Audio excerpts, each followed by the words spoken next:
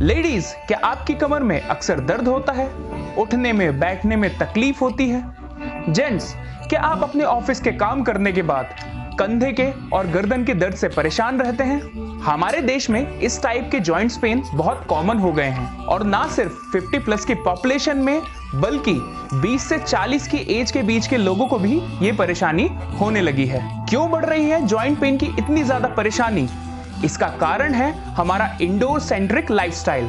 आज हम अपने सारे काम, चाहे खेलने का हो चाहे ऑफिस का काम हो, सब अंदर बैठ के ही करते हैं। इससे हमारी बॉडी में विटामिन डी की कमी हो जाती है क्योंकि हमें सन एक्सपोजर प्रॉपर नहीं मिल पाता है, जिसकी वजह से हमारी बोन्स वीक हो जाती है और आगे चलकर ओस्टियोपोरोसिस जैसी कंडीशन भी आने के चांसेस बढ़ जाते हैं। महिलाओं में ईस्ट्रोजन नाम का एक हार्मोन प्रोड्यूस होता है जो मेनोपॉज आते आते कम हो जाता है। ईस्ट्रोजन एक ऐसा हार्मोन है जो बोन की डेंसिटी को बनाकर रखता है और मेनोपॉज आते ही ईस्ट्रोजन एकदम नीचे चला जाता है और बोन मिनरल डेंसिटी कम हो जाती है, जिसके कारण उनके अंदर भी ओस्टियोपीनिया, ओस्टियोपोरोसिस जैसी प्रॉब्लम्स आने के चांसेस बढ़ जाते हैं। महिलाओं में बोन डेंसिटी इतनी कम हो जाती है कि हल्की सी चोट लगने पर भी फ्रैक्चर होने का खतरा रहता है और अगर फ्रैक्चर हो गया तो उसको ठीक करने के भी चांसेस बहुत कम होते हैं। हाइट भी कम होने लगती है और पीछे से आपकी कमर भी मुड़ जाती है, जिससे आप झुक झुक कर चलते हैं। तो इस वीडियो में पहले बात करते हैं डॉक्टर आशीष चौधरी से।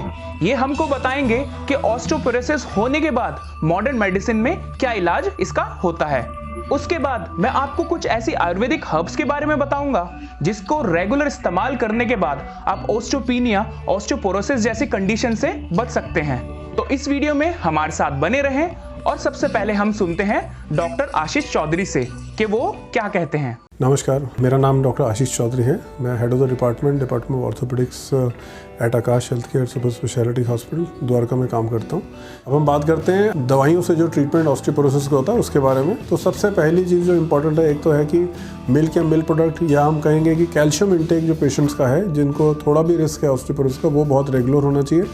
ये बहुत तरीक़ों से अवेलेबल है। नेचुरल सोर्सेज तो होती हैं, दूध या मिल्क प्रोडक्ट से लोग अक्सर कुछ कैल्शियम गेन करते हैं। साथ में चीज़, पनीर, लस्सी वगैरह ये सारी चीज़ें भी हमें कुछ ना कुछ मात्रा में कैल्शियम देती है। बट जिनको भी ऑस्टियोपोरोसिस होता है तो हम यूजुअली एक कैल्शियम सप्लीमेंट उनको ज़रूर रिकमेंड करते हैं, जिसमें 1 से 2 टैबलेट पर डे पेशेंट को रेगुलर लेना चाहिए। वो डॉक्टर पेशेंट की कंडीशन और पुरानी कई हिस्ट्रीज देके उसको सही सॉल्ट और सही डोजेज एडवाइस कर सकते हैं। तो एक कैल्शियम सप्लीमेंट फर्स्ट चीज़ रहेगी जो हर ऑस्टियोपोरोसिस में दिया जाता है। दूसरा, जैसे हमने शुरू में बात किया विटामिन डी डेफिशिएंसी, तो विटामिन डी की डेफिशिएंसी को तो डेफिनेटली कंट्रोल करना है। तो कैल्शियम के साथ हम यूजुअली विटामिन डी का डोजेज भी देते हैं, जो हर बहुत डिफरेंट टाइप्स की फॉर्म्स में आता है। लिक्विड फॉर्म में भी आता है, सैशे पाउडर फॉर्म में आता है, टैबलेट्स फॉर्म में आता है। तो उनकी एक appropriate dose according to the age, weight वगैरह हम पेशेंट्स को एडवाइस करते हैं। दूसरी चीज़ होगी विटामिन डी, जिसको हमें पूरा करना है। और बाकी जो ट्रीटमेंट्स हैं, जिसमें हमारे कुछ नेज़ल स्प्रेज होते हैं, एक हफ्ते या महीने का एक टैबलेट होता है, और कुछ इंजेक्शंस भी होते हैं जो कि नया बोन बनाने में हेल्प करते हैं। ये जो बाकी ट्रीटमेंट्स हैं, ये बोन डेंसिटी की लेवल के ऊपर डिपेंड करता है। किसी का बहुत सीवियर डेंसिटी लॉस हो, जैसे कि -3.5 होगा, तो उन पेशेंट्स में नया इंजेक्शन जो बोन बनाता है, न्यू बोन फॉर्मेशन वाला, जिसको हम हार्मोनल थेरेपी कहते हैं, वो भी देना पड़ता है। आमतौर पे उसको हम बहुत रिजर्व्ड रखते हैं, सब पेशेंट्स के लिए यूज़ नहीं होता है। बट हाँ, जिसका वैल्यू बहुत ही लो आता है डेक्सा स्कैन में, उनको हम डेफिनेटली देते हैं। और हमने देखा है कि with in few months patients को बहुत सिग्निफिकेंट फ़र्क चलने फिरने में, दर्दों में और बाकी सब एक्टिविटीज़ में नज़र आता है। तो ये 5 अलग अलग तरीके के मेडिसिन ट्रीटमेंट्स हैं जिसमें पेशेंट्स को बहुत रिलीफ मिलता है। इनफैक्ट साल के बाद जब हम बोन डेंसिटी टेस्ट रिपीट भी कराते हैं तो हमने देखा है कि वो वैल्यूज़ भी इम्प्रूव करने लग जाती हैं। बट इसमें एक बहुत इंपॉर्टेंट चीज़ है कि ऑस्टियोपोरोसिस होने में कई साल लगते हैं। तो जब उसका हम ट्रीटमेंट स्टार्ट करते हैं तो पेशेंट्स को काफ़ी अच्छे से काउंसिल करना पड़ता है कि उनको उस ट्रीटमेंट पर रेगुलर बने रहना है। बिकॉज हर कोई ये सोचे कि अगर मैं आज दवाई शुरू करूँगा 4 दिन में मेरे को रिजल्ट आएगा, ऑस्टियोपोरोसिस में ये ऐसा नहीं होता है। It is a slow process, धीरे धीरे इम्प्रूवमेंट आता है। जैसे धीरे धीरे ये ख़राब हुआ था वैसे ही धीरे धीरे ये सुधरता है। तो हमें कुछ महीने का टाइम पेशेंट को समझाना पड़ता है कि इतना रेगुलर वो ट्रीटमेंट लेंगे तब जाके उनको एक प्रैक्टिकल बेनिफिट नज़र आने लगेगा। बट ये पक्का है कि अगर वो प्रॉपर ट्रीटमेंट ले रहे हैं तो उनकी ऑस्टियोपोरोसिस रिकवर करती है to a great extent. Thank you doctor Ashish.